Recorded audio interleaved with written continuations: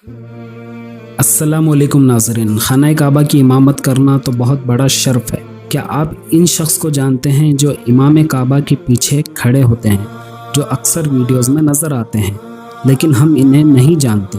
तो चलिए आज की वीडियो में जानते हैं ये शख्स कौन है और ये काबा इमाम के पीछे हमेशा खड़े क्यों होते हैं। खाना काबा में हाज़री हर मुसलमान की ख्वाहिश होती है।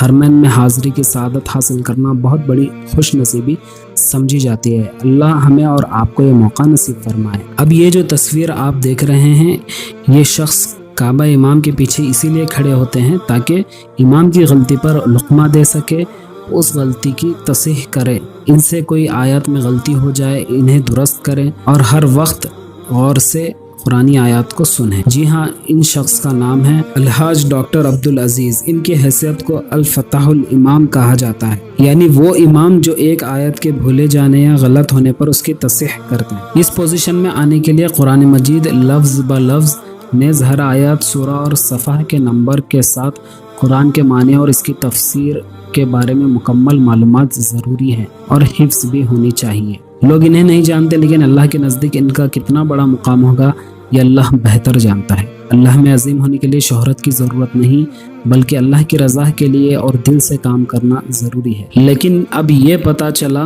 कि इनके ऊपर किस कदर बड़ी ज़िम्मेदारी है। कितनी तवज्जो और दिलजोई से कुरान के एक एक हुर्फ को सुनना होता है। कहीं से भी किसी भी किस्म की गलती हो तो फ़ौरन तसीह करना होता है। अल्लाह इन पर रहमतें बरसाए और अल्लाह हम सबको भी नेक तौफीक दे और हमसे भी दीन का काम ले। मिलते हैं अगली वीडियो में, तब तक अपना और अपनों का ख्याल रखें। अल्लाह हाफिज़।